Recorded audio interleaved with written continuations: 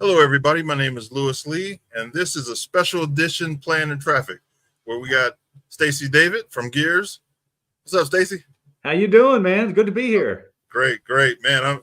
I'm enjoying having you on, man. You're like one of my favorite guests. Well, I like being with you guys too, man. You guys are fun. Yeah. So I'm glad we caught up with each other at SEMA, because a lot of times, so busy we miss each other. But I'm glad we caught up with you. Man, and it was busy this year too. I was surprised. Yeah. I wasn't expecting that big of crowds. I really wasn't, and it was nice to see. Yeah, it really was. Yep. Terry Wilson, me and him ran around there, and Tyler Long, he's in the chat room. But yeah, we had a good time this year. Got a lot of stuff done, and seen the right people. Make some good contacts. Yeah. Did anything surprise you this year? Did anything stand out? The Ring Brothers, the show or the vehicles or what? Yeah, well, it's always amazing seeing the vehicles, but the Ring Brothers really stood out this year. I mean, they came with probably 4 cars. Yeah, and, they're just doing incredible work. I just love their work. Yeah. My thing is it's like a reset. SEMA, I get to see all my old friends from throughout the years, and it's like starting the whole season over. You know what I mean? Yeah. You get ideas on things to do on cars, and take care of the business. Yeah, I really enjoy talking to the manufacturers and stuff and your friends, just like you're talking about, because it gives me a chance to kind of see what's in their heads and what they're thinking, what they think the new trends are going to be, what they're selling, what they're not selling. That's real important for us to kind of keep an eye on what's going on. Right. As far as were square bodies still hot, or what's coming up next, and that kind of thing. And also check out some of the new products that people have come out with. It's always nice, and they're always eager to talk about them at SEMA, so that's good. Yeah.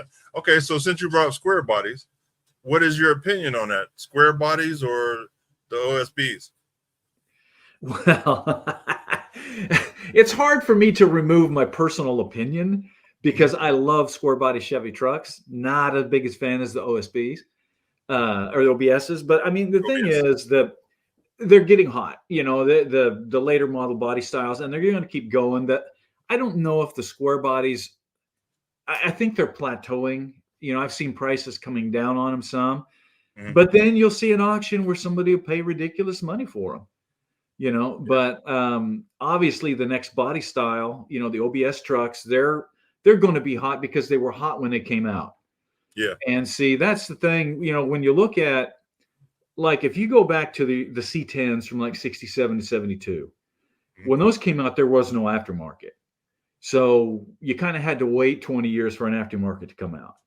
And then when the square bodies came out, same sort of thing. There wasn't a lot of aftermarket. And then, LMC and guys like that always had replacement parts, but there wasn't a lot of aftermarket stuff.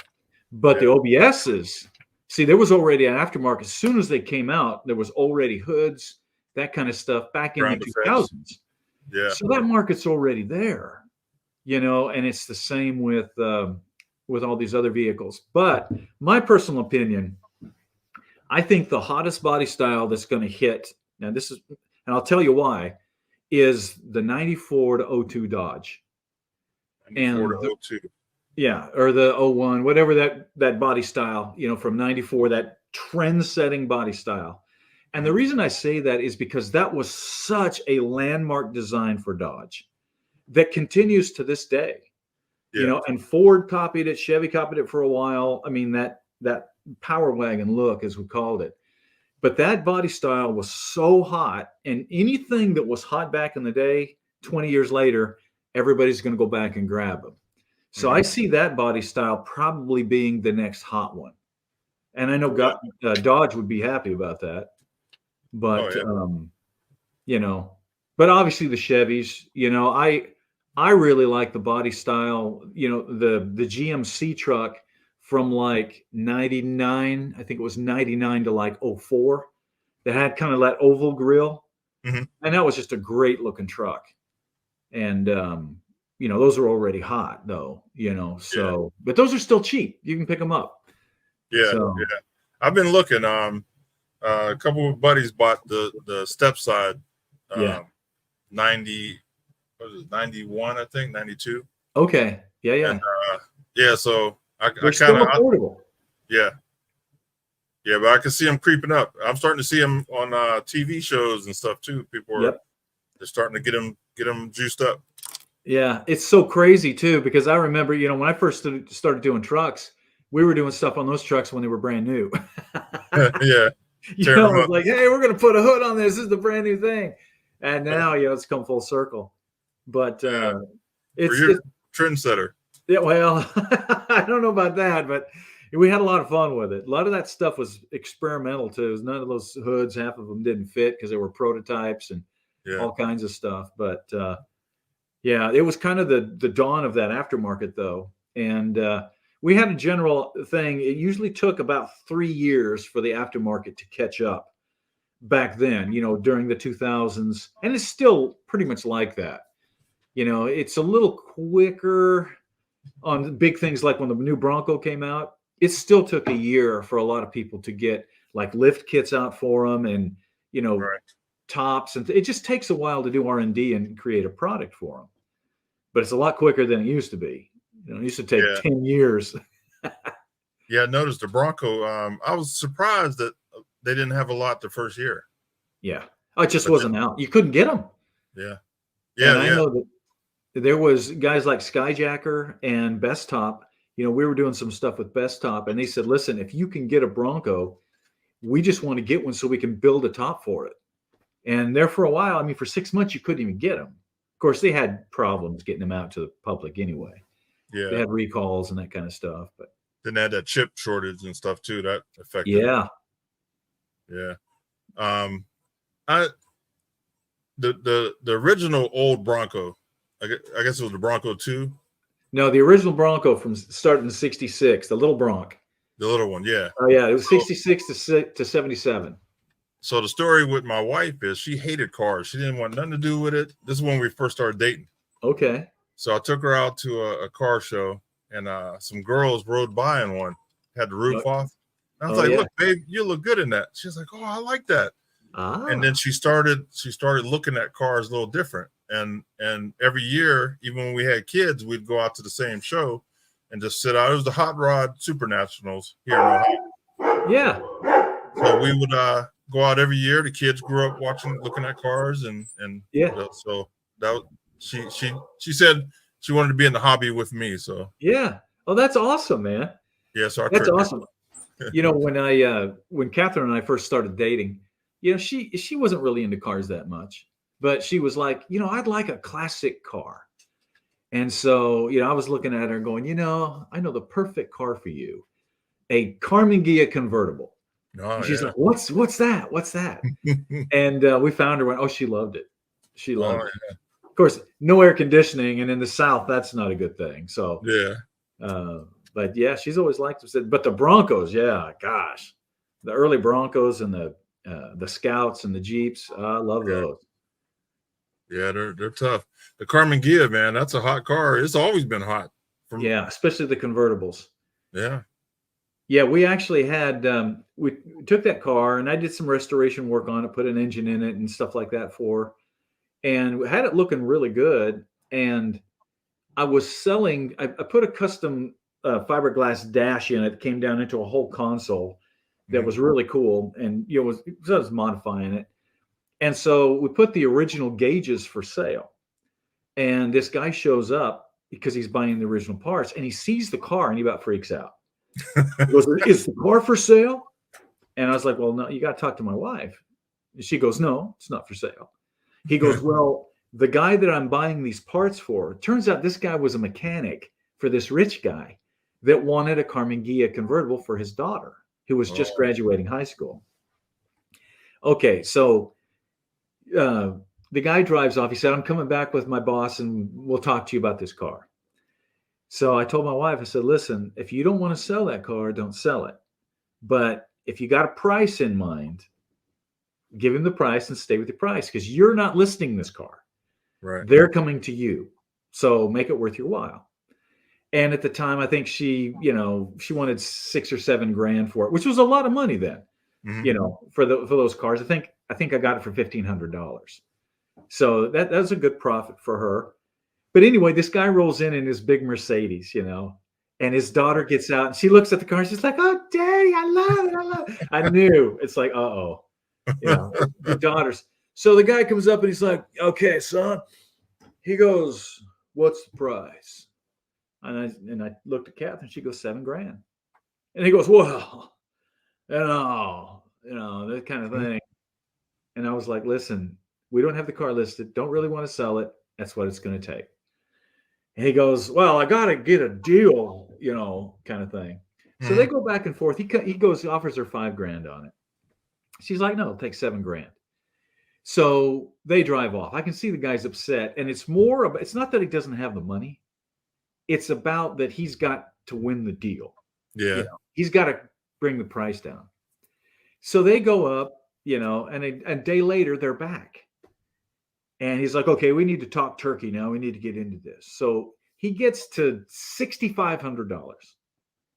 And my wife is like, $7 grand. I want $7 grand for it. And he's like getting upset now. He's like, "Come on, you got to at least give me some, you got to work with me for something." She goes, "No, I really don't." She was saying it with a smile on her face, which made it even better. Yeah. Okay, well, the daughter is there and she's all over this car and wants it so bad. Okay, so they get in the car and I can tell the guy's ticked off now. Yeah. So he's left. He can't get a deal. I told Catherine, I said, I think he's gone. I think it's more the principle of the thing. I said that, or they're up at the Shoney's right now and that daughter is wearing him out for $500. And sure enough, man, they came driving back 30 minutes later and he pulls out the cash. He had the cash on him. And he gives her $7 grand. He's all frumpy. Off he went. That's great. Yeah. And it was like, wow. Oh, he couldn't stand it. We wouldn't give him a deal. But what messed him up is he brought his daughter. He probably would have been good if he'd have left her at home. Oh, yeah. Well, not only that, but, I had messed with those cars enough. I mean, even at the time, and this was in the early 90s, that car in California, it was a $10,000, $15,000 car. Oh, yeah. And I knew that. So it's like, listen, I said, if you're really serious about selling it, we'll just take it out there. I've got friends out there and we'll get some real money out of it. Yeah. But it's funny, though. One of my buddies here, early 90s, he had two of them. Yeah. His dad was really wealthy, and I don't know where they found them, man, but these things were clean. And he just beat them. He beat them to death. Yeah. Were they convertibles? Yeah. Oh, my gosh. And they're garbage now. He just killed them. They were bad about rust. If you got into any place, they were typical Volkswagens. They would get rust in the pans. Yeah. But great cars, man. I always liked them better. They're similar to the Porsche Speedster. And the Speedster to me always looked more like a bathtub. The shape of the car Ghia is very similar to the Porsche Speedster, but better looking. I think it's a better looking body style. Yeah, I do too. Now, seems like it might be a little bigger too. It is, and definitely more affordable. Right. But that's funny. Yeah, those are great cars. So we were talking about my bus earlier, and I still want to thank you, man, for helping us out on the bus stuff. Good. It should be on the road this summer. I mean, I could drive it around now. Yeah. But it'll be pretty much livable this summer. Okay. And you just informed me that you intend on living in that bus with your wife. You guys are going to drive around and do that thing. And, and you have told your wife that she is going to be living in a bus, right? Yeah, she knows a little bit. A little bit. You better be careful, man. She'd be like, "I'm not living in that thing." She's 100% down. That's good. That's good. She has some medical issues, and so she's out on disability. She's retired. So I'm going to retire early myself, and we're just going to relax and travel the country, to see the country and visit all my car people. Okay, so you're going to stay at like KOA campgrounds, that kind of stuff? You have it set up like a motorhome, right? Yeah, exactly. Yep. Okay. But we're going to do a lot of the public lands. There's a lot of camping places Now, when you like say that. public lands, you're not talking about like Walmart parking lots and that kind of stuff. No. I'm trying to stay away from Walmart. Yeah, that's where all the semi guys go. Yeah, the last ditch effort. That's where I'll be at Walmart. Oh yeah. So Yeah, you set this thing up with all the plumbing and the fresh water and the does it have a shower in it and everything? yes. Wow. Has a shower, a full bathroom, kitchen, just like a house. Just it's Man, like a you put small some apartment. work into that thing. Oh yeah, See, yeah, I thought you were setting it up just kind of like an RV, you know, that you could go someplace, plug into like a KOA. I didn't realize it was completely internal like that with a bathroom and shower and the whole deal. Wow, yeah. that's been a big project. We're also going to be able to go off grid for 30 to 60 days with the solar panels, and I got big water tanks, so I can unplug and survive. Wow. I got generators, Okay. Different 3 different types of heat. So once I get So out there, Lee, the big question is, why do you want to be off the grid? just in case. Are you like Jason Bourne or something? You're some sort of spy? I wish I had Jason Bourne's money. Here's a couple problems, not problems, but here's a couple things with me. I love gadgets, so Yeah. I gotta have the gadgets, and I just love toys. You know what I mean? So all that kind of stuff is like toys to me. So Yeah. being able to go off grid, you never know what's going to happen. I could be in a tornado or a hurricane or whatever. I'll be able to maintain. You know what I mean? That's awesome, man. I tell you what, you're actually thinking real smart. And I tell you what, if you come down this area, you will be in a tornado because we're getting a lot of them down here. Yeah. But no, having something like that, I mean, I've got a lot of vehicles. I've got several tracked vehicles, amphibious tracked vehicles, military vehicles and stuff. And the reason being, first of all, they're cool as stink. Right. But also, you can go out, you can, pull debris, you can rescue people. I mean, you can do all kinds of stuff with them. And with the storms and the things that we have, it's smart to have something like that to be prepared. Yeah. I mean, you never know. Not to mention, if I want to go sit in the woods and be alone, I can. Yeah. Or the desert. I don't know, man. That's getting harder to do, man. Some of these woods, these public lands, they kick you out at midnight. Yeah. But so you said amphibian. You sent me a picture. Yeah. Would you be okay for me to show it? Oh yeah, go ahead and show it. All right. Let's see here. Right, I'm trying to remember which picture I sent you. Is it the swamp sprite? I don't know what it's called. I'm a rookie. I bet that's what it is. Let's see if I can get it to pull up here. All right.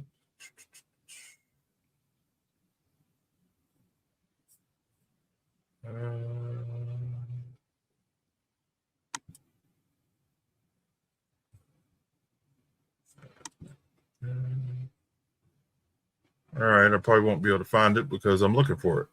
When did I send you that picture? I'll tell you what. A couple weeks ago. Oh yeah, it's the swamp sprite. Yeah, has tracks on it. Yes. All right. Well, I can't find it. Here we go. Let's see if you can see that. Yeah, there it is. That thing is cool. Okay.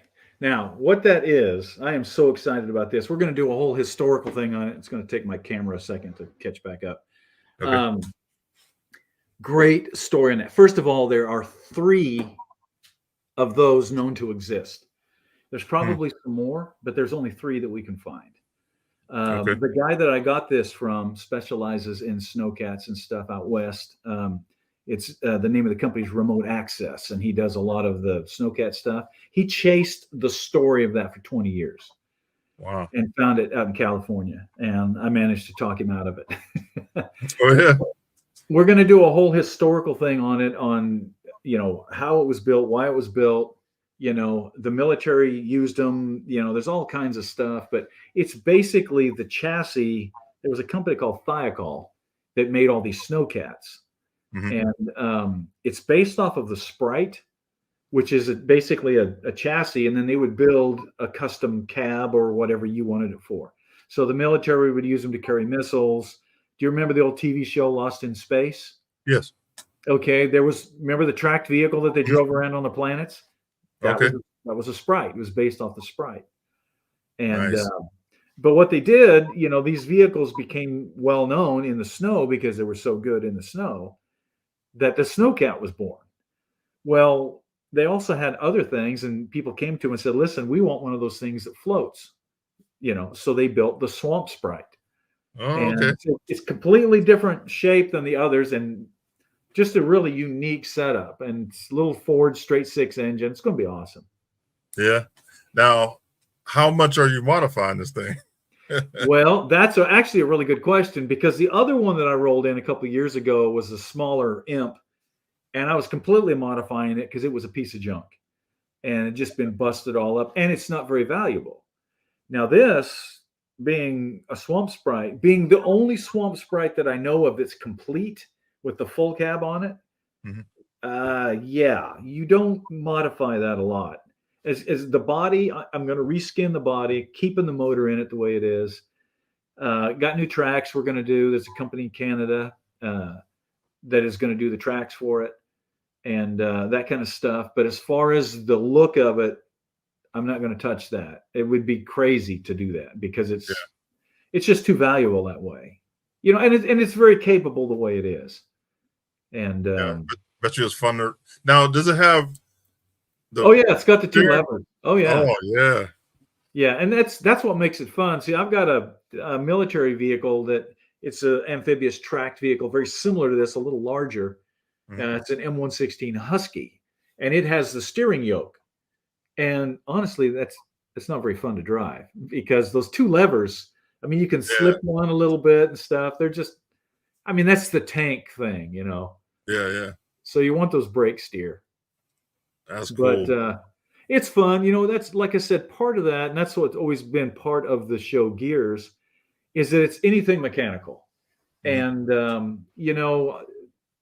I love Camaros and Challengers and Jeeps and stuff as much as anybody else. But, after a while, you want to see something else. And there are other things out there like buses and old tractors and, radio control stuff. And people are into all kinds of different things. And so I like to show that and encourage people to, this is down the line of, like, you found an old tractor or an old off-road vehicle or something that you'd want to restore. It's a whole lot cheaper than building a Camaro or your bus, Right. Now that you said that, you're creating a vision for people that might have something in their yard they never thought about building. Yeah, absolutely. There's a lot of things because you're running out of all the hot stuff, getting bought up. Yeah. And, the thing is, we tend to look at it. I mean, old pickups. That was the deal with old pickups for a long time. You had grandpa's old pickup, and everybody was like, they'd look right past those old pickups and they would go to the Camaro in the garage or the Mustang or the cool car, the 55 Chevy, the 32 Ford, whatever grandpa had in the garage. But the old truck out back, nobody cared about those. You pick those up for $50. Yeah. At least you used to. Yeah, they're hot now. What's happened is that people are like, those old trucks are pretty cool. And they're cool, completely built, slammed, smoothed out, done as a high-end, $100,000 rod. Or they're great as a beater, with patina on them and just, beat up seats and just enjoy it. And they, old trucks and four-wheel drive vehicles and Jeeps and things like that, they can be cool anyway. Old Camaros and stuff, not so much. You kind of have to restore those. Yeah, yeah. Or you drive around and people are like, hey, when are you going to restore that car? It deserves to be restored. And it's like, well, yeah, but I don't have money. Yeah. Now, I was on the freeway. Me and my wife were on the freeway yesterday, or maybe the day before. And I seen, I don't know what those vans are called, but they were like the flat nose vans. I want to say it was a Dodge that you sit over the front of the wheels, of the wheels. but this was a dually with the engine behind it wasn't a van, but it was that front end of the van. Okay. It had the engine behind the cab, like under the cab a little bit. So you're probably sitting on the motor almost. Oh yeah. And it was a dually. Somebody probably made that. I've never seen one of those. Both Ford, Chevy, and Dodge all made those flat-nosed vans in the 60s. And you sat right over the solid axle, and then the motor was right here between you. Yeah, yep. And somebody probably cut that off and made a dually out of it, which was pretty common to modify them like that. I remember, when I was growing up, the real common thing was to take the Volkswagen buses and take about 2 feet out of the middle of them and shorten them up, or the vans. They were pretty cool when they were done right. Right.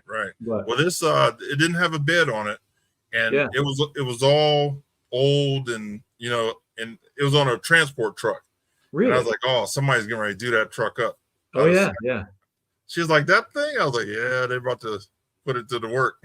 Yeah, they're cool. Yep. Yeah, I love that kind of stuff. I ran across one a while back. It was a Corvair pickup, which is the front style pickup, and somebody had whacked, probably 4 feet out of it. So it was a little stubby thing, it was just crazy looking. And man, I wanted it. I was like, yeah, I can't drag that home. That's just that Corvair stuff is hard to get parts for. And part of the cool factor was that it was a Corvair, so I would want to keep the motor in there. But I have a story with the Corvair as well. Yeah. When I was a kid, my dad worked at a dealership. This was 70s. Yeah. And so it was an old Corvair in the back, and I used to go sit in it while my dad was working. I go sit in it until I was driving and stuff. Yeah. So the owner, he's like, "Hey, you want to buy that car?" I was like, "I don't have no money." He goes, "I'll sell it to you for $1, and I'll give it to you on credit." So I worked around the lot and paid for this car. I paid $1 for it. So what? Yeah, Corvair. This was 70, 78. I was okay. little. I was like 10 years old. So I worked around, and one day my dad was like, "Okay, we're gonna bring it home." And we went in the back, and somebody took it. It was gone. Oh man. So I never got it home.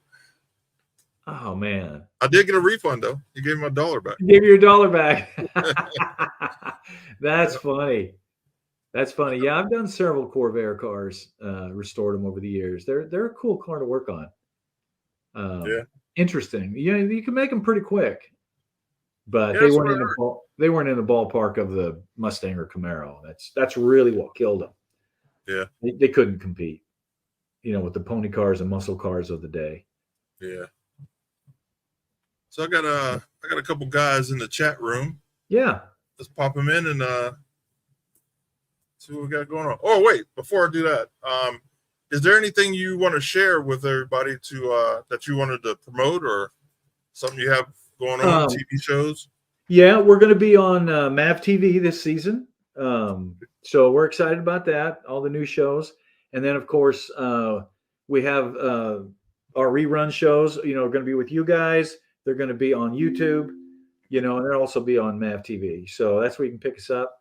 And we got some really cool projects coming up. Some of them I can't really talk about yet. Okay. But one of the things that I'm really excited about, it's been almost a 2-year-long deal. I'm working with a company that they're going to release a new component car. We don't call them kit cars anymore. It's pretty much a full-on car, but it is a replica of the McLaren M6 GT. Oh, really? Which is the old Hardcastle and McCormick car. Yeah. The Coyote. Yeah. Except this. So be on the lookout for that. We're going to roll it in on the show. It's going to be cool. Oh, nice. And it's affordable.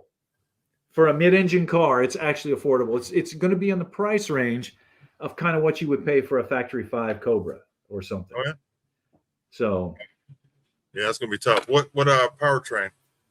I've got a small block John Cossey Ford in it.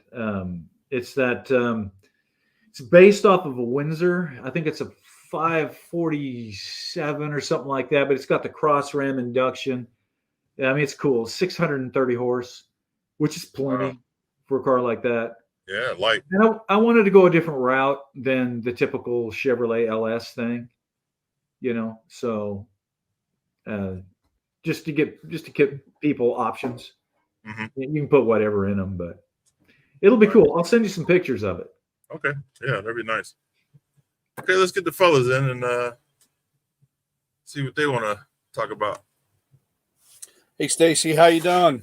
How you doing, man? Man, it's been a long time since I've seen you. It's back in the old Mako days. Back it was when you were at a couple of our expo shows and so forth, way back in the day. So I remember. Are you still with Matco? Oh yeah, still. Yeah.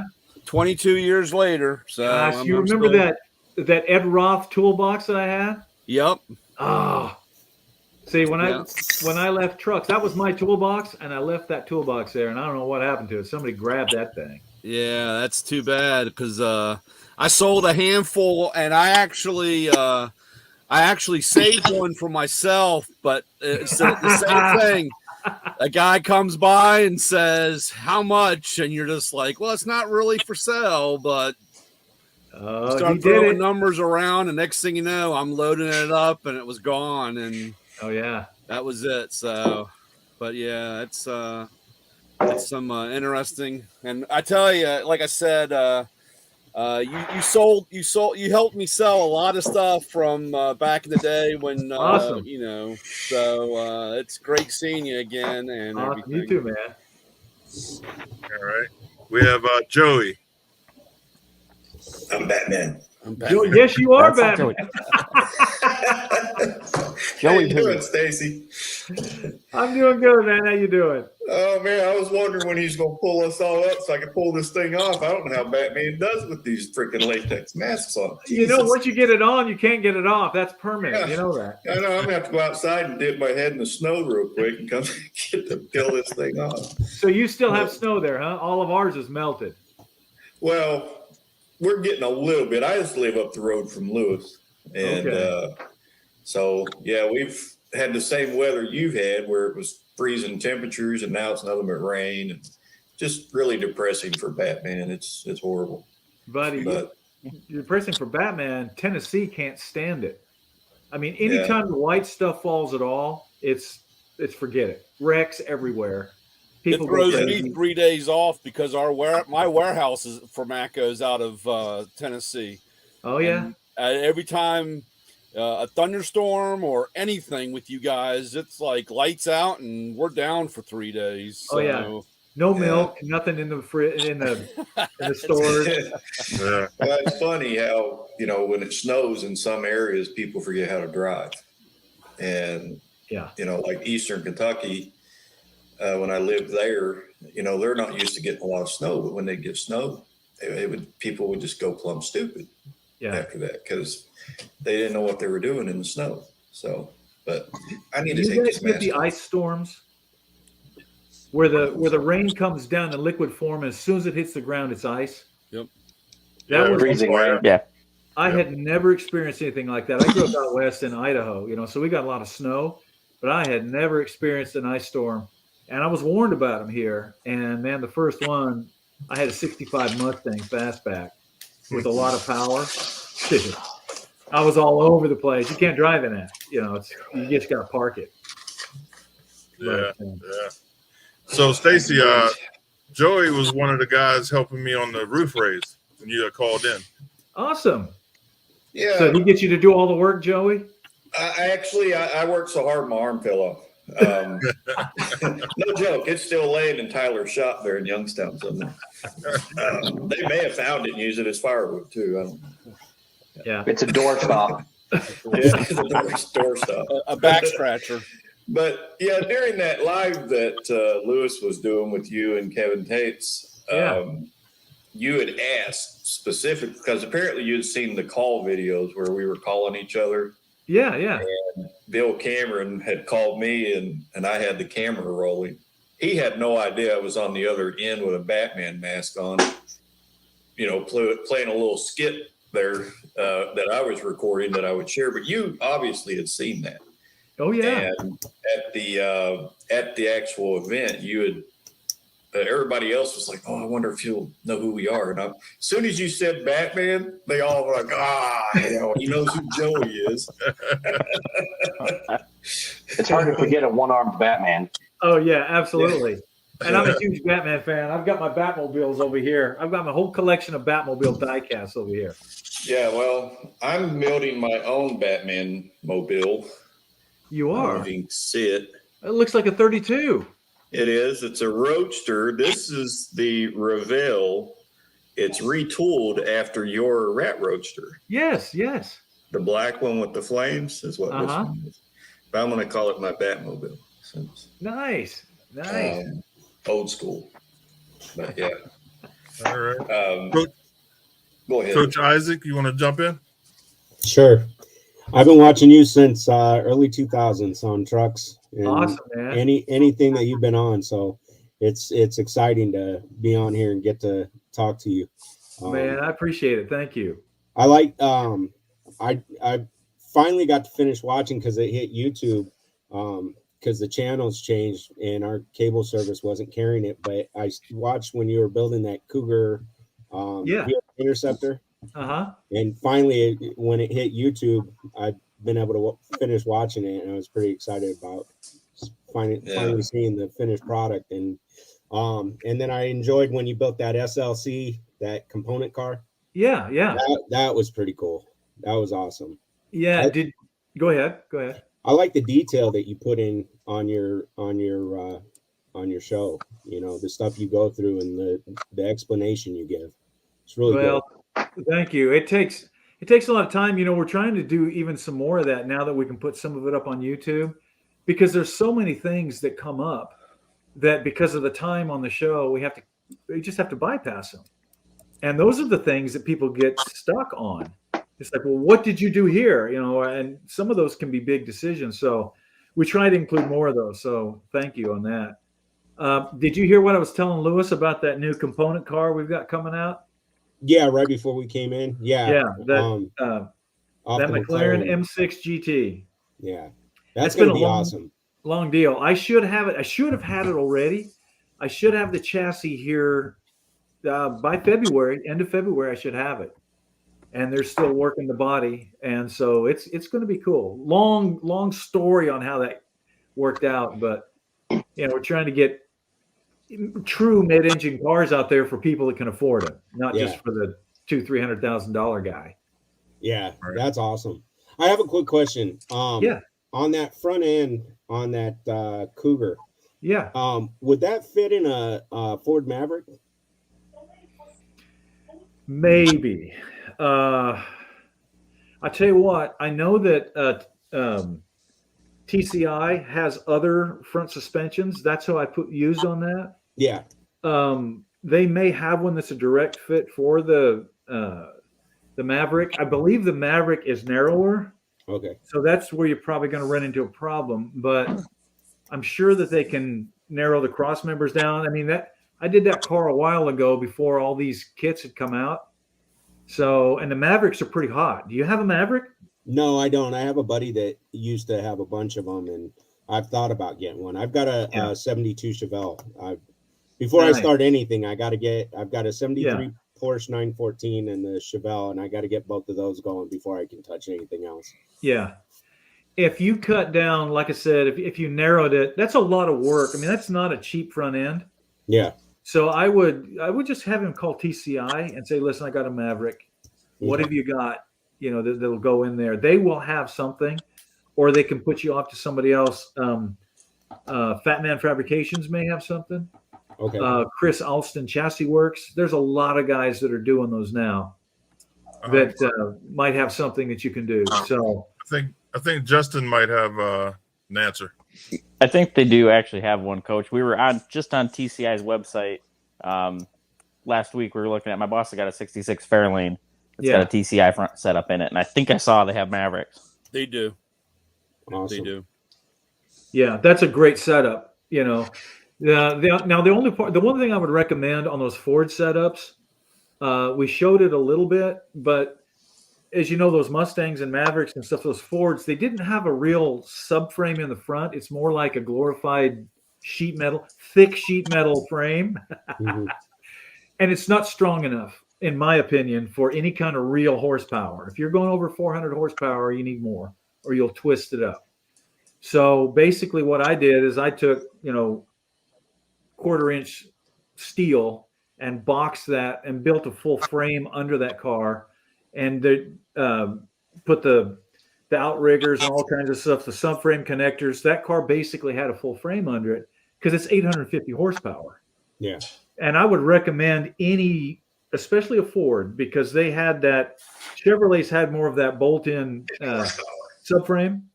I would go ahead on the Fords and just plan on boxing up that frame and just making it strong, because you're going to uncork it. He's probably going to put a 9-inch in it with some sticky tires and a stick. So better to do it, because you don't want to twist those cars up, and you can do it. That's what happened. Same thing. That's what happened to my Mustang, my 66 Fastback. Yeah. I twisted it up pretty bad. And the guy told me, and this was 20 years ago, he said, you should just go find another one, because it's going to cost you so much to straighten this one out. Yeah. But it was my first car, and I ended up paying the guy tons of money to straighten it out and get it fixed. And one day, hopefully, I can put it back together. But it's like you said, they do twist. Yeah, and once you twist a unibody car, they're not easy to straighten. Yeah, I paid a lot of money. A lot of stuff. I told you, put the car on a trailer and send it down to me, and I'll put the car back together for you. Just I'd take him up on that, man. I know. Well, I'll get around to it. Trust me. We're gonna be showing up at your garage, Brian. I know. Well, you all can stop by. We got time. Like I said, I got enough for everybody to do. You should have said that before I moved. Yeah, I know. What's up, gentlemen? Terry, look at that. Hey, Terry, what are you doing, man? Good to see you. What's up, Stacey? How you feeling, buddy? Doing good, man. Yeah. I'm getting prepared. As you can see, I'm getting prepared for the jam session that we're gonna have. I like that, man. See, what do you got on the wall back there? I see pictures, pianos, drums, no guitars. Shame on you. There's a bass guitar. Oh, hold on a sec. Oh, there it is. There it is. I keep that under wraps because I don't want my son to see it just yet. Because he'll see, nice shiny. He'll start wanting to play it, so I don't want him to see it just yet. Oh yeah. So me and Terry are going to sneak down there this summer, I think, down to see you, Stacey. Well, come on down. Let me know, man. We'll put you on a podcast and do some stuff. Now, Yeah, sure. I apologize. I thought you were in Chattanooga. You're in Nashville. We're in Nashville, just north of Nashville. I'm about 20 minutes from downtown, so just in the Nashville area. Yeah. Oh, Tyler will be with us. I forgot to throw him in there. He's the driver. Now that I'm learning about this, I would like to go too. But let's see. You fly into the Nashville airport, man. It's Guitar Central, man. They got like these guitars like just in these cases. It's beautiful. It's beautiful. I love going to Nashville. Oh yeah, I'll tell you what, it's changed a lot though. In the last 5 years, Nashville has become a completely different city. Traffic is a mess. Mm-hmm. It's turned into, it feels like Atlanta, especially traffic. So it's been interesting. It's the number one location for bachelorette parties. So there's a bunch of drunk single girls looking for cowboys downtown or on any given night. Or you got Farmageddon now with Blake Shelton and that bunch. Oh yeah, yeah. So that's going on. That's funny. Last time I was in Nashville was in 2013 for the Snap-on franchisee conference. They rented out a whole bunch of the bars downtown. Oh yeah. Yeah, they've started to shut down, like on Saturday nights, they actually shut down Broadway like they do in New Orleans, where you can't drive. Wow. And it just becomes this foot traffic. And, that's a cool idea. But just like New Orleans, now there's guys, throwing up on you and, that kind of thing. The homeless have gotten real aggressive.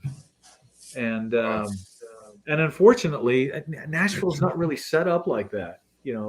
It is a music town, so people like to come to hear music, and that's become the challenge. The city is starting to fight the tourist industry, which we'll see where that goes. But in the meantime, there's a lot of cool car stuff going on. Oh yeah. Speaking of car stuff, I have a question for you, Stacey. Yeah. Every car guy has that one project that they just can't seem to finish, right? It's that one thing that takes them forever. It doesn't even have to be on your project car. It could be a shop mod or a tool you've been designing forever, but there's that one like unicorn project you can't finish. And for a good decade, I thought that was Sergeant Rock for you. But what is your unicorn project that you just can't seem to walk away from and say, yes, it's finally done? That as far as one just to finish, or one that is just drives me crazy? Either way. Okay. There was one. I mean, very rarely do I have to get rid of a project before it's done. I try to never do that. But there have been a few that I've had to do that with. And some of them are kind of like, whatever. They were something that I was building for a client, or something other kind of things. But there's been a few that were mine, and that for me is the Harry Holler truck. I started that back on trucks. It was at 34 International, chopped the top, had the Hemi with the crazy stuff. That was a really cool truck, and I was building that for me. And when I left trucks and started gears, I was taking Sergeant Rock and a lot of these other projects, which I was not going to stop, but I had to do something that separated trucks from gears.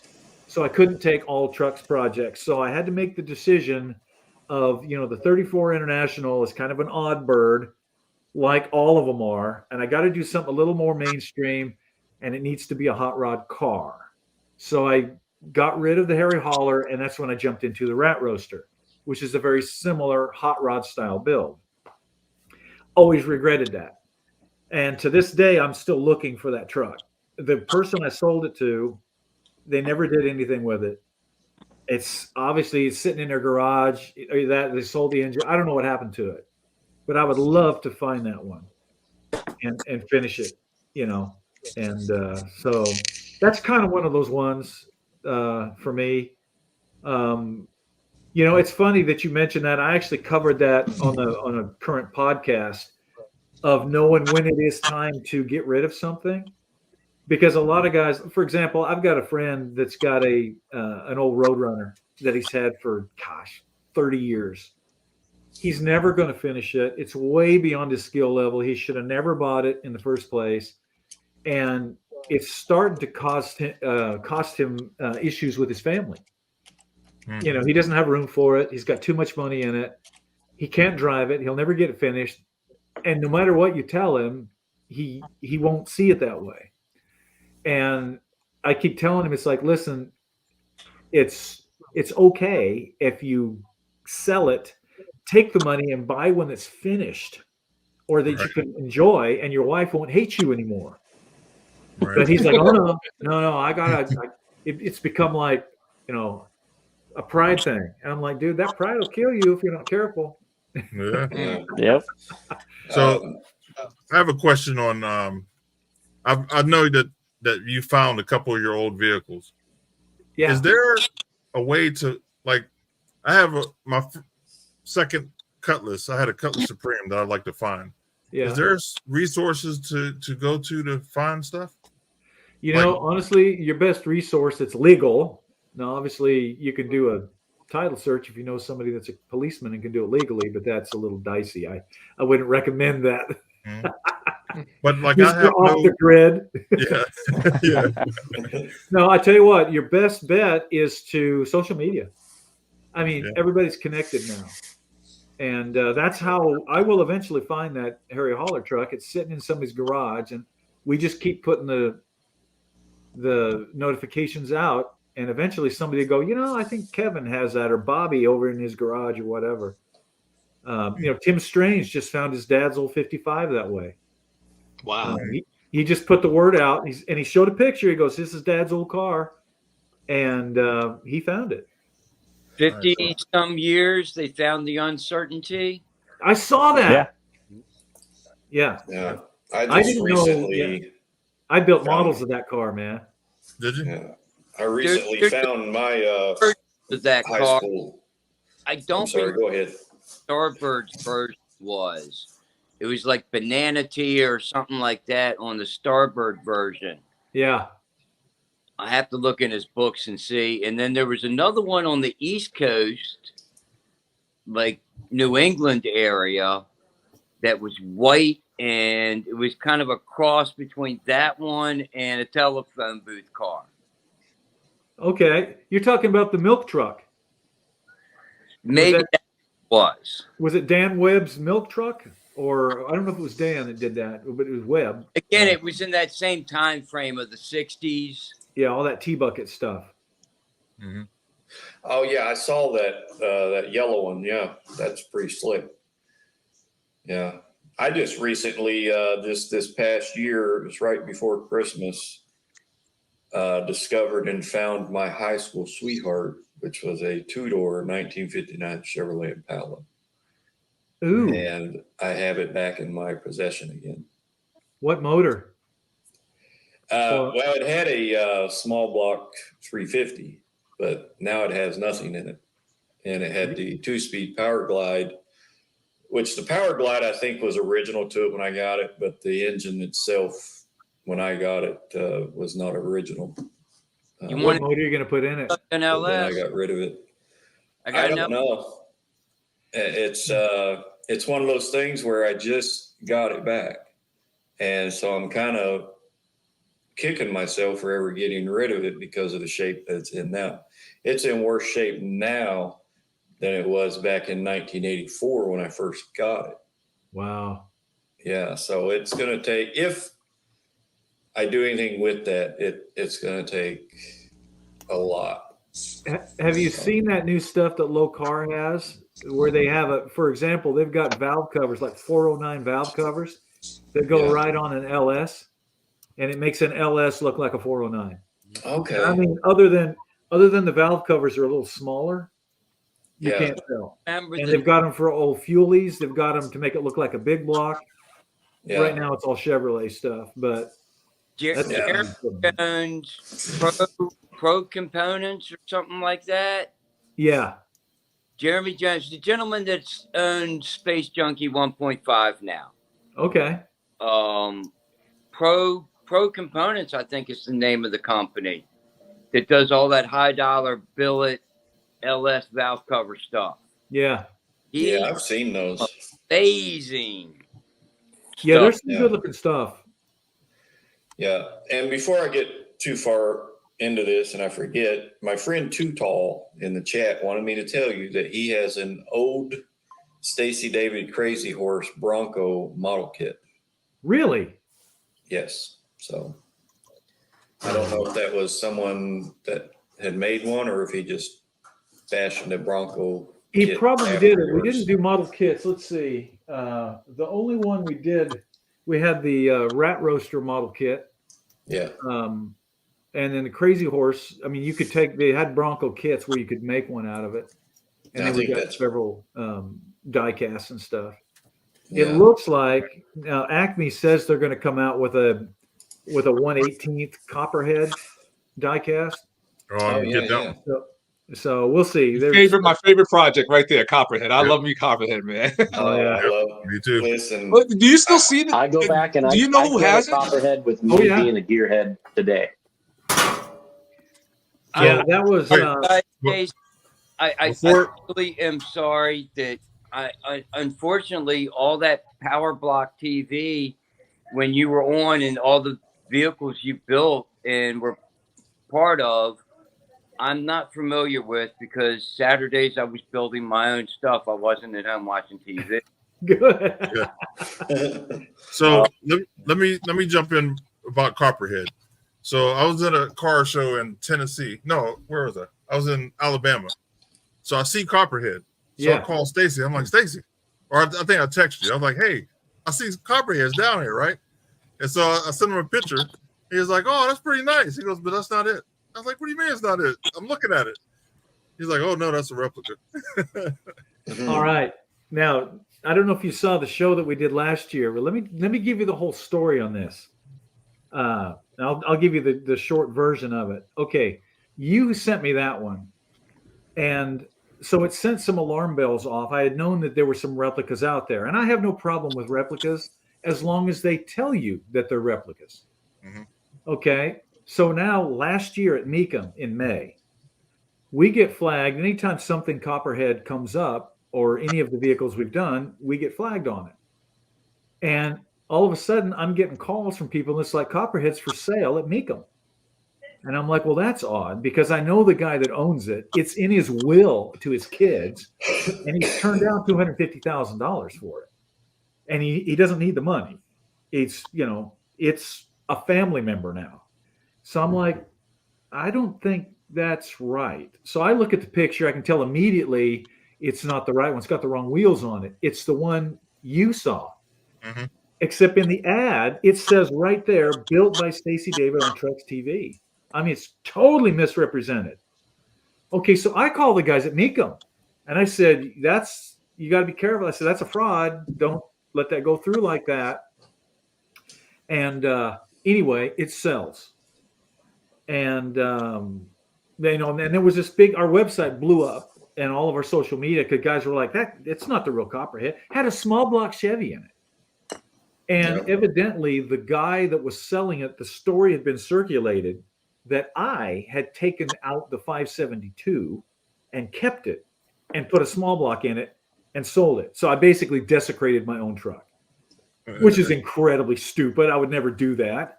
Right. But that's the story that this guy had perpetuated, was selling the truck. Wow. So anyway, I don't think anything of it. I'm like, I'm out of this. I told the guys at Mecum, I said, guy's probably going to want his money back. Let it go at that. So I'm at church about a week later. A guy comes up. He's a bass player, by the way. And he goes, hey, he's working on a Buick. He said, do you have any headers for a Buick? So we're talking about his Buick stuff. And he goes, hey, my buddy bought your truck. And I'm like, I don't know what you're talking about. I don't have a truck for sale. He goes, the Copperhead truck. Uh-oh. I said, did he buy that truck from Mecum? He said, yeah. I'm like, that wasn't the real truck. And he stares at me and he goes, I don't think he knows that. Okay. So I'm like, okay, I don't want anything to do with this. I said, you need to tell your buddy. Now, this guy's a wealthy businessman here in Nashville, come to find out. I'm at an auction looking at cars that are coming up for sale. And this older guy walks up to me and he goes, hey, I'm so-and-so. And I just bought this truck and I'd love to have you come and look at it. I don't know what I have. And I'm like, he lives 8 miles from me. Oh. And so anyway, I go over and look at it. Sure enough, it's the replica. They ripped it off. It's a nicely done replica, but it's a replica. But it was completely positioned as the real one. And I said, I'll tell you what. And he's pissed now. He's going to sue Mecum and he's going to go and all this stuff. I said, I'll tell you what. I said, this is a really good opportunity for me to touch on this in the industry. I said, the real Copperhead is going to be coming back to me. It was getting ready to go to the Grand National Roadster show last year. And I was going to put new wood in the bed and just do some maintenance on it. I said, if I could borrow your truck, I want to roll them in nose to nose on the show and say, one of these is worth 60 grand. The other's worth 250. Why? And why is it important that you can tell the difference? I mean, it was a great show because of that. And I also had a replica Z28, 68 Z28 Camaro there, because that's where guys are really getting screwed. Mm-hmm. The custom vehicles like Copperhead, it's so uniquely one-off that it's kind of hard to totally rip that off. But a DZ302 or a Roadrunner, a Hemi Roadrunner, I've seen guys that will take, Hemi engines, mill off the numbers, put them in there and sell them as a real Hemi car. And unless you're really sharp, you can't tell. And then just like with this, okay, so anyway, long story short, we got it taken care of. I told the guy, I said, listen, if I go out there and I recognize this as a nice replica, you're good. If I use the F word on this and call it a fake, this truck is worth nothing. No one's going to buy a fake. All right. And I said, so let me just, somebody did a good job making it a replica. Let me just walk around it, compare it to the real one, and let me show what you have to look for. And it turned out to be a really good show. And he's still got the truck. He's happy with it now. You Good. know, but anyway, it's a big deal where, you know, these vehicles are starting to get worth so much money, you know, anything with a pedigree, you know, and especially numbers matching this or that SS Chevelle or whatever. Man, there's a lot of unscrupulous people out there, you know, and it's just, you really got to watch it. And that kind of stuff drives me nuts because as a builder, each one of you guys know, you know what it's like to buy a vehicle and then pull up a panel and find a bunch of chicken wire and Bondo. Yeah. You know, on a I restoration. have a customer's vehicle. Yeah. I have a customer's vehicle that's darn near becoming, well, let's put it this way. It's been at my shop long enough. I can send it to kindergarten this year. Yeah. But it was like that. He bought it out of a barn, thought he was getting a diamond in the, you know, not even a diamond in the rough, but a diamond with some lipstick on it. Yeah. And way overpaid.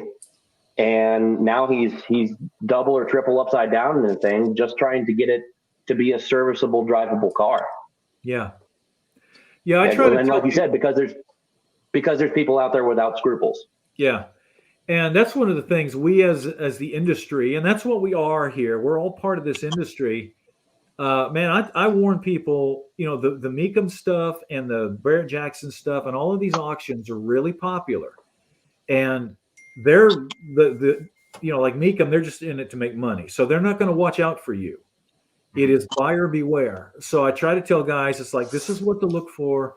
You be really careful, you know, and, you know, crawl around it as much as you can, get as much interest. And if it seems like it's too good a deal, it probably is. Right. So Stacey, let me ask you a question real quick, Stacey. Go ahead. And then I'd like to say about all this. Okay. When you called Mecum up to tell them that it's a fake, could they have, I mean, was there enough time for them to pull their car or either say, hey, listen, this is a replica. This is, you know, we just got a call from Stacey Davis. This is not, you know, the original Copperhead. Could they have done that? Or is it just like, hey, we're just going to let it pass by? They could have said it. Now, I didn't watch it go across the block. But in the ad was already printed. So they couldn't have changed that. But when it came across the block, if the announcer would have just said, hey, this is a replica of the vehicle. And from what I understand, they did not say that. And when and to their credit, when David went back to them and said, listen, because he's bought a lot of cars with them, you know Dana Mecum personally. So they said, listen, we'll put the truck back in the auction. We'll try to get your money back. And so they were willing to work with them. But that's because he wasn't just your average first-time buyer. And so, but even then, they were not willing. They didn't just say, okay, we'll give your money back, which in my opinion is what they should have done. They should have said, listen, we didn't understand. We misrepresented it. We made $300 million last year. Here's your 60 grand back. And then just put it back for sale as a replica. Boom. Right. You know, that would have been a simple fix. Yeah, I watched that show that day, and I don't recall if they said that or not, if it was replica. I don't think they did, but I knew as soon as they raised that hood and put that camera there to where you could see that engine, I was thinking that's either a fake or the engine was changed. But I thought, why would they do that? Yeah. You know, because that was supposedly, according to your show, that was the very first production of that 572. Oh, it was, yeah. Yeah, and then you even had the valve covers. Oh, yeah. You know, with the number 1 and Copperhead and everything on there. Oh, yeah. So I knew, but when I saw your video come up about it, I thought, okay, now I'm going to find out. And sure enough, it was a fake. So. Well, one of the reasons why I failed to have solid employment in Texas is the handful of shops that I've been in, and they present themselves very well to the public, and they got some decent looking cars in their shops. Yeah. The shitty work that they want and done to Yeah. get something to move, it's solely cosmetic, nothing structural, nothing truly safe. Some of the, if it looks good, that's good. Yeah. Yeah, well, that's not the way I work. So, and I No. tendency No. to voice my opinion on how to build a car because I know the proper way to build a car. Yeah. It takes time and it takes money. And see what you got. You're exactly right. What you have is a lot of guys now that they see the big dollars that the vehicles are bringing and they want to get in on that, but they don't want to learn the skills. They don't want to invest in the tools, and they don't want to take the time to do it right. So they cover that stuff up, they take it out there, and then they throw up their hands. They're like, "Hey, it was great when it left here or whatever." And it's epidemic, And so when people ask me about shops around here in town, where to go, I'm very careful who I send them to. And usually the good shops are backed up for 2 or 3 years. Mm-hmm. Exactly. But, a lot of people too, they come in, and this is one of the things that I've got a new book coming out on restoration to try to talk people off this cliff, as you guys know what I'm talking about, where a guy comes in and they're like, I want this and I want this, and they want a Ring Brothers level car, but for 40 grand. Yeah. And I'm like, you might get the drivetrain, for that. If you want that level of car, you're going to have to pay a couple $100,000, or and then they're like, well, so what can I get? So then you're backing them off the cliff. You're going, okay, how do you want to drive the car? What do you want? Do you really want a $40,000 paint job? And you guys all know what I'm talking about, where the guys, eventually they're like, well, I just wanted a car to kind of drive around and have fun with. And I'm like, okay, a Carmen Ghia convertible. There you go. You're absolutely right. And that's like just the other day at the auction, Barrett Jackson, I just could not believe that 77 F350 crew cab 4-wheel drive went for $200,000. Crazy. And the Bronco, the same year Bronco, our 78 Bronco went for $210 or something, Yeah. And again, it just throws the more fuel on the fire. And now everybody thinks that they got $1 million for a car. Yeah. And it makes it really difficult for the average guy. And that was another thing I wanted to say about the auction houses like Barrett Jackson and Meekums and stuff, is I think they've skewed some of the public opinion, if you will, about what these classic cars are worth. Oh, absolutely.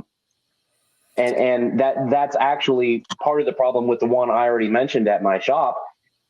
One of the first words out of his mouth when he brought the car to my shop and I was already committed to work on it, he goes, yeah, I see these roll across, Barrett Jackson for $90,000. And I'm thinking to myself that those cars are not what this car is going to be. They're not what this car can be without $100,000 investment. Yeah. And that's another thing. I'm glad you brought that up, because a lot of these guys don't realize those cars that are going across the block at 80 grand, somebody has 150 in that. And they're not being honest, because any of those kind of things, they're like, well, it's like some of the reality shows that are out there that will remain nameless. They come in and it's like, we have this in it. And it's like, you didn't talk about labor. You didn't talk about anything. Labor is your big cost on a custom build. Yeah. It's like, Stacey, 20 years ago, I sat down and I was sitting around with a bunch of very high-end people. And it was on a Saturday night around a big table. And keep in mind, this has been 2002, 2003. So every bit of 20 years ago. Yeah. And we sat down and we figured it out. Point blank. It doesn't matter. It was going to be 3 years and $130,000. Yeah. Redo a 69 Dodge Dart or a 250 Ferrari GTE. Yeah. Now, at the end of the day, which one do you want to do? Nobody's going to do the 69 Dodge Dart in 3 years and $130,000. Anyone with a GTE is. So let's focus on the GTE customer. And the door doesn't know if it's a Ferrari, a fire truck, or a Dodge Dart. It takes the same labor, it takes the same materials, and it takes the same skills. Yep. Yeah, except on the Ferraris, you got to hand make half those body panels. Okay. That's even worse.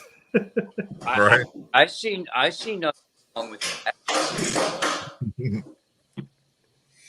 That's why I started learning how to do this myself, because I said, you know what? At an early age, I was like, there's no way I could just go and drop $60,000, $70,000 on a mediocre 69 Camaro, you know? Yeah. So I was just like, let me just learn how to do this myself, pick up the car for a skeleton, a shell, which is the way I like them, because now it's guilt-free.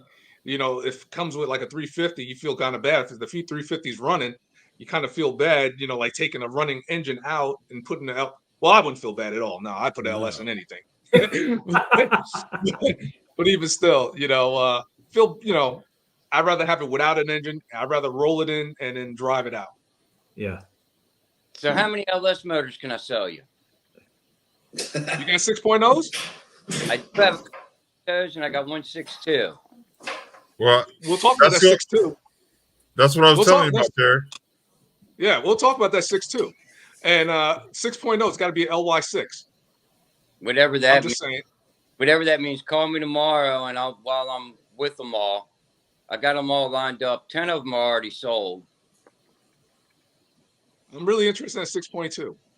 Hey, Stacey, you remember earlier in the show I was watching, Lewis was saying something about the OBS truck. He has a friend that just picked one up. Yeah.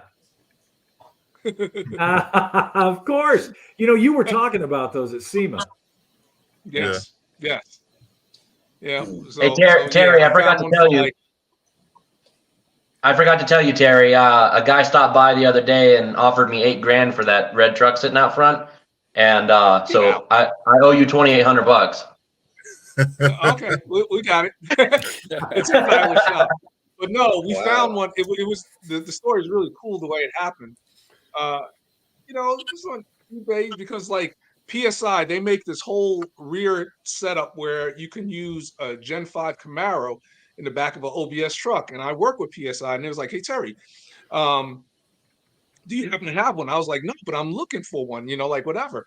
So I was like, now I'm really looking for it because I got the whole nationwide truck search. And I went online and eBay, and I saw a lady, she was selling it for she wanted $3,000 for it. And it's in really good shape. Hadn't ran since 2016. So found out where she was. She was in Indiana. And I was like, wait a second, hold on. You know, let me see how far she is from PRI. She's like 40 minutes away. And so that's when I called Tyler up. I said, Tyler, you're going to PRI. If I win this truck, could you bring it back up? You know, he said he'd bring his trailer, him and Lewis Lee. And I put a bid in for wait a second. You talked to me on like Saturday night and said, hey, could you bring this truck back if I buy it? And I was like, yeah, probably. Let me know. And then we're supposed to leave Friday morning to go to PRI, and he calls me at like 4 p.m. on Thursday and says, oh yeah, I won that truck. Make sure you take the trailer. And I had to do wheel bearings and fix the trailer lights and all this other stuff. They did me a solid. So we got it back, and the lady was selling it because she said what happened was it was making some weird noise. Basically, it was a show truck back in the night. You can see videos.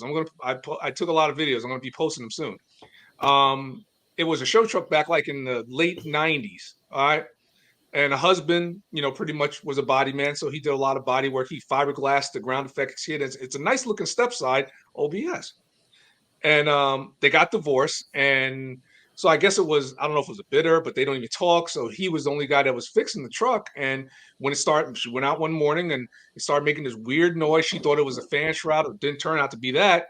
She had it towed to the the auto shop, and he sat on it for like 3 weeks. And then she was like, I got to get my truck out of there. Brought it back home, let it sit. It's been sitting since 2016. We picked it up. We started up. We heard that noise. right? We got it up on the lift, and you know what the noise was? The transmission and the motor and the inspection plate, they were moving. The transmission was loose. The bolts that were holding the transmission to the block were loose. Huh. So it was making a horrible ticking noise. So I went in there. Tyler found it because we were both looking at it. We was like, what is this noise coming from? And next thing I see, Tyler's eyes get all big, like, and then he was just like, there's space there. I was like, yeah. I ran to my toolbox. I ran to my toolbox and I grabbed a pry bar and I just stuck it between the transmission and the engine where the gap was, and the noise completely stopped. I was like, ha ha. Wow. I was like, do I get 9/16? Tighten this boy up. Tighten it up, and it runs beautiful. Cut out and call it a night. Stacey, thank you for having us tonight. Awesome. It's great to see you, man. Thank you. All right. See you Thursday. See you, no class. Good night, Paul. So now Tyler's trying to sell my truck for $8,000. If I don't steal it first. Yeah, it runs great. It doesn't make any noises. It's great. I tell you, the one I'm looking for, like I said, is the GMC, like the 99 to like 04. Oh, those are nice. I like those. Single cab step side, the one they called the super truck or the sport truck. Yep. And with the rounded over hood in the front. Yes, and it had a little oval grill, but it's the regular cab. Basically it looked like a Lightning. They copied the body style. That thing with an LS in it, with a blower and all kinds of good stuff for turbos, that'd be wicked. And just a great body style. And this one that you got in front of your house, right, Tyler? I figured one of you guys might have one. I just like the trucks, man. But now I'm a truck guy. Yeah. Graduate from Chevelle. That's it right there.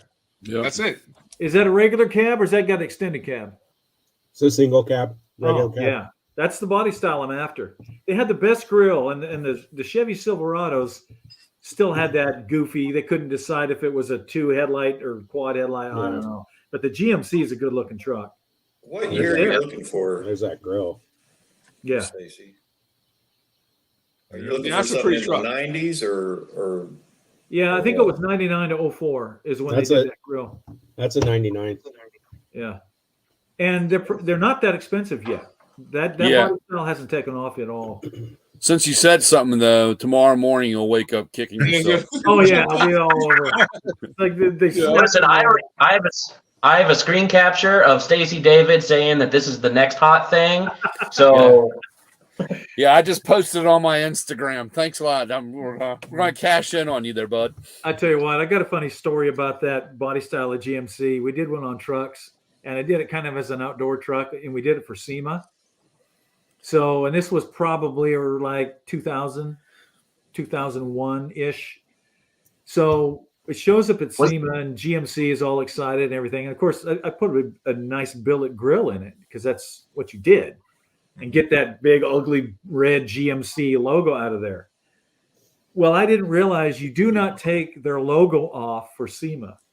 So I'm walking up there. Nobody told me, back then, nobody told anybody anything. So I'm walking around it, and there's these guys, all these suits from GMC, and they're looking at the truck. They're like, "You build this?" And I'm like, "Yeah." And we had all the stuff about the show. They're like, "Where'd the grill go?" I said, "Well, I took it off." They're like, "Well, what happened to our logo?" I said, "Well, it's probably in the trash."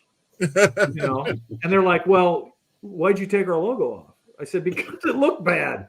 I said, "It's a custom build." Yeah, we were totally on the wrong, communication planet. And they're like, "Well, yeah, you shouldn't have taken your grill out. You're not supposed to take our logo off." And I'm like, nobody told us that. You kind of need to tell me that kind of stuff. Tell them it's on the steering wheel. Oh, yeah. Yeah, it's still on the steering wheel. And I think I peeled it off the side, too. It said, like, GMC 1500, all that was gone. I peeled all that off. That's crazy. Yeah, they don't like stuff like that. Oh, they're like, yeah, took our logo off.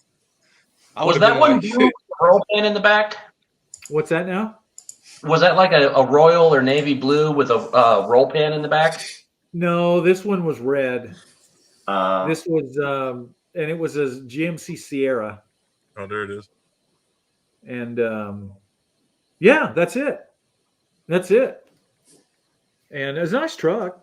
I think that one was owned by GMC, actually. That was one of the last ones that I did at the time for a company for their SEMA vehicle. And I stopped building them for the Chevy and GMC and stuff because what they would do is that they would take those vehicles, pull all the good parts off. Somebody would send it to the crusher. Really? And so, yeah. And it was like, you know, if I'm going to do that, I would rather take one of your guys' vehicles and do something to it. That way it goes to a car guy instead of just some dude at, you know, GM or whatever. There's the billet grill. Yeah. So without the emblem.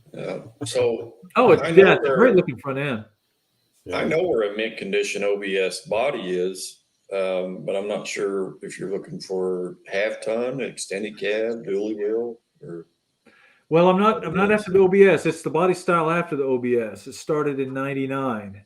See, OBS went to 80, 98 to 88 to 98. Yeah. So Joey, I'm looking for one. What? Send me the info. Well, this is a truck that was actually being put back together. My uncle had just gotten it back from paint like 2 weeks before he died. Oh man! And that was in 2010, and it's been in that garage since then. No one's touched it, so it needs to be finished. But as far as paint and as far as rust, there was none. It was a Florida truck, and it needed new paint. So that's what it got. And then so there's an engine in it right now. It runs. Oh yeah. Yeah, well, I mean, a little bit of work after all these years. Obviously, it's right. You know, it's going to be gone through. It was running when he pulled it in there. Let's put it that way. Which I hear that all the time. Oh, it was running when it parked 10 years ago. Great. Till it didn't. Yeah. Joey, send me the info on it.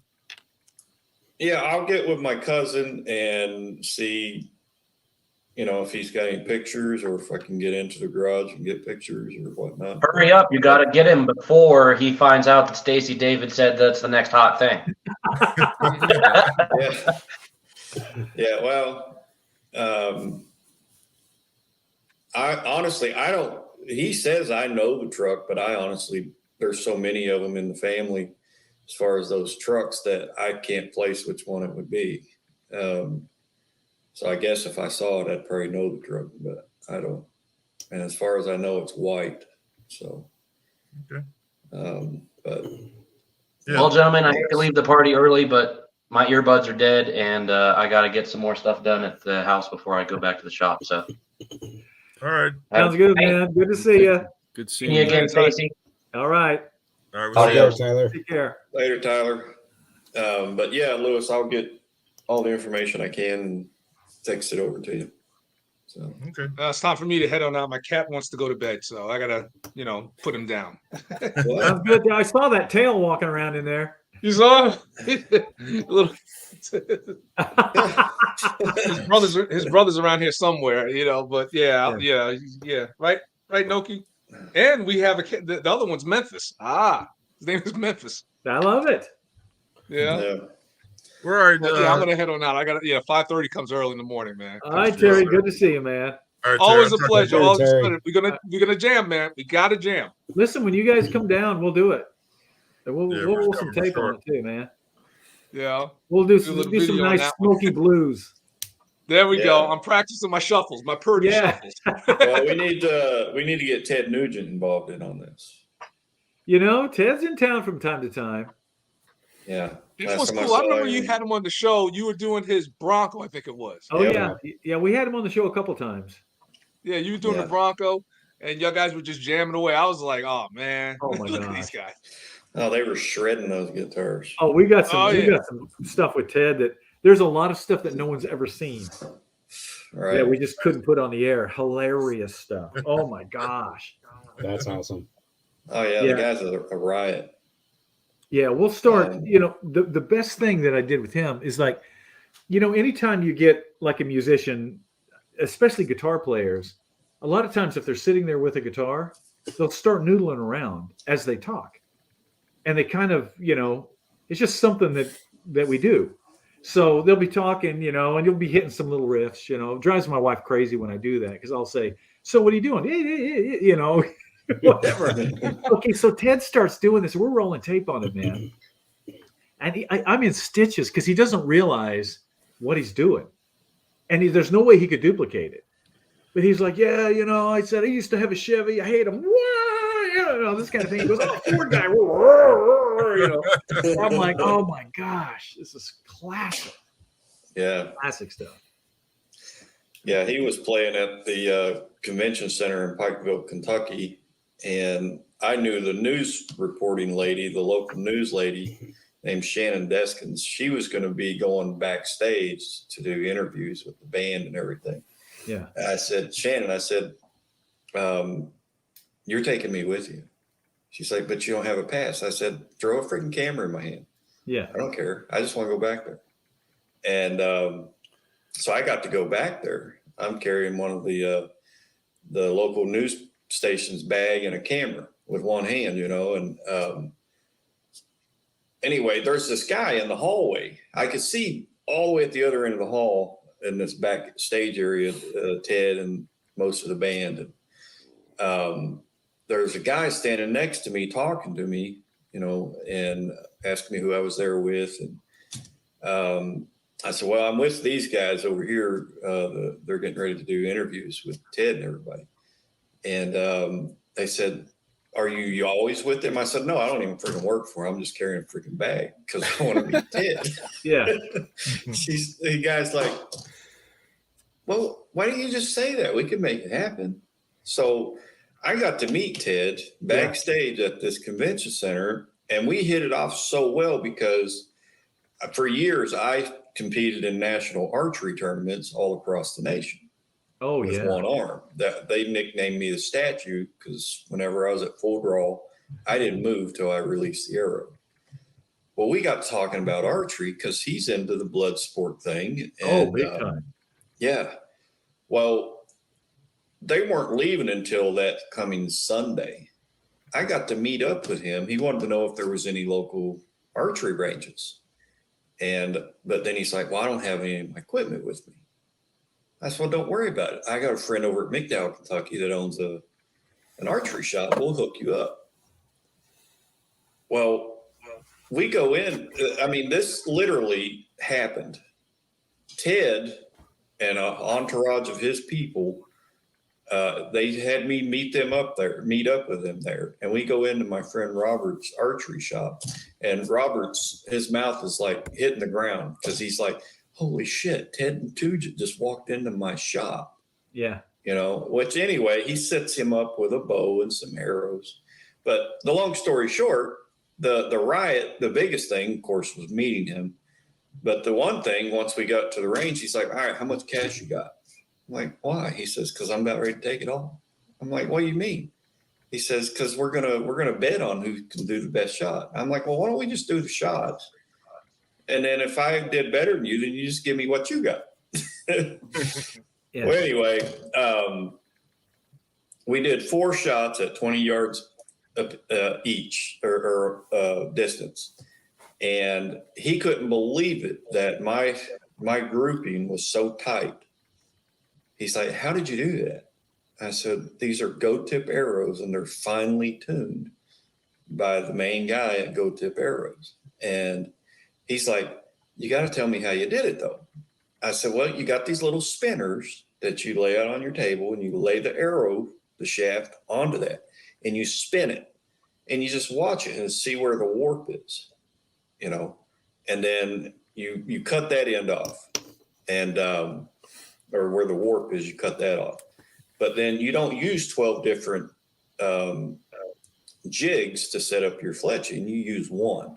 This way, they're all the exact same fletching. And I said, and that's how you get a finely tuned arrow to get good groupings. He says, I'm going to try that. I was like, all right, cool. Well, anyway, I didn't get his money and he didn't get mine, but we had a blast. Yeah, that's cool. So, yeah, that was, what year was that? I think 2007 or 8, somewhere around in there. Yeah. The Nuge.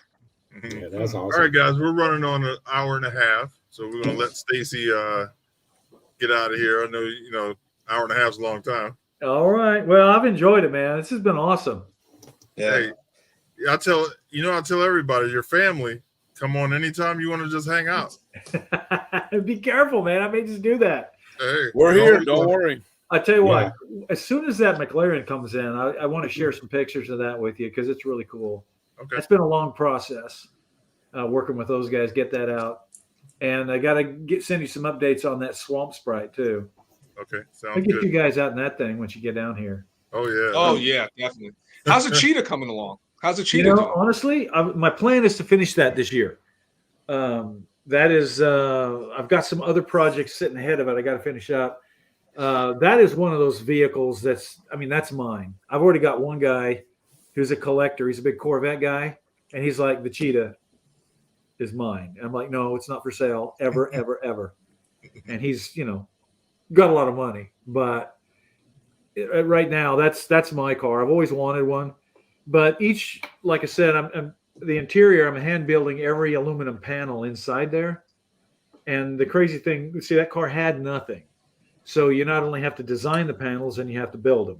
Mm-hmm. Then you have to build a replica for the other side and put all the stuff in it. So it takes time, but that's the one I really enjoy. But that literally, I've got that new Winters rear end in it. That thing's ready to fire once I get all the little details done on it. So nice. And as soon as that's done, that'll make the run. That'll be at SEMA and it'll be in a bunch of booths, and because it's small, it fits in everybody's booth.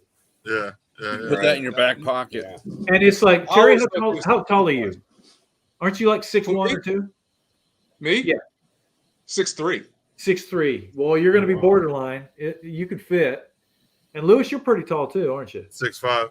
Yeah, you're going to be too tall. I'm used to it. Well, you can fit in it, but it's going to be. I designed that thing. I mean, I literally built it around me. So anybody I'm 6'1", so anybody from like 5'11" to about 6'3" is going to fit well in there. If you're shorter, you're going to need a pillow because the seats don't adjust. But any taller, I mean, you're going to. I need to bring a. I'm 5'9". Then I'm out. Yeah, I'm 5'9". I'm out. You know what we gotta do? We gotta have me and Lewis sit in that car and play Bennett Hill music. Just watching you guys get in and out will be the fun part. Hey, at SEMA, me and Terry got in a Volkswagen Beetle van. And man, we were in there like this. Volkswagen Beetle van. Oh my God. Like I could read. Moto had this electric Volkswagen there, and I always wanted one. And I was like, just sit in this thing. The steering wheel lays like almost parallel. And man, just like it was horrible. Yeah. I felt like I could reach out and clean the headlights off. That was like back in the day when I worked at the Porsche dealer. They always gave me the 356s, the trained bear. I'd sit in it, one arm's out the window and the other arm, being 6'3", and 300 pounds in a 356 was a sight to see. And I hated. They always gave me or the 914 or the 356. Anything small, they always like giving it to the big guy. So crawl into the dash, get in there. Yeah, that's what they would, I'd be working from the outside and, and they're like, how can you do that? And I was like, well, there's no way I'm fitting under there. I mean, I get under there. I'm not coming back out. And see, Terry, that's one of the things, for example, like on that Cheetah, there's a lot that goes into that because the car is so small, where to put the fuse box is a huge deal because you got to be able to service it. You can't, once you're in the car, there's no way you can get under the dash. So it can't be under the dash. There's no console to put it in. So I'm either stuck putting it out on the firewall, which I would rather not, or building some sort of cove and a trap door in one of the seals on the side. That's a whole nother fabrication project. Right. So I'm looking forward to seeing that car because I always saw them and I never was up close on one. And I always liked that car. I even had the little AFX car, the little Cheetah. Oh yeah. Yeah, they're awesome. I'm glad you were getting ready. That was like Kevin Tetz when I was working on Kevin Tetz's Miata. Yeah. I was like, Kevin, I can't sit in this thing. I'm sorry. Because he got the roll cage back there. I was just like, I'll just work on the LS engine. I'm not. No. Yeah, when I did that, shoehorn myself in that thing. Yeah, when I did that Miata, I went in, I reupholstered the seats, and I put the new foam in there, and it made it too tall. So I had to go back in, and I cut out like 2 inches off the foam in the upholstery. Took the upholstery off the seats, cut the foam down, and reupholstered it. And you couldn't tell, but it did drop the seat 2 inches. Yeah, people don't think about stuff like that. They just think, oh, it's over. But yeah, because like I said, when I sit in Kevin's, I mean, like I just sat on the side and the top of the windshield came up to right here. I was like, okay, that's it. And Kevin, you know, he's a prank, so he's like, get in the car. I said, no, man, get out of here. Oh yeah, go to Starbucks. Yeah. Oh man, Stacey, it was a joy. You know, like thank you, everyone. Go on. You know, like I said, 5:30 comes real quick. But we will talk, Stacey. We'll talk. Sounds good. Keep in touch All with right, Terry. I'll talk to you tomorrow. Take care, Take care, Terry. Take care, gentlemen. Like this show? Want more? Then head to WatchPTTV.com, the new 100% free PowerTube TV streaming network. Home of the best classic and new motorsports racing and build shows on the web.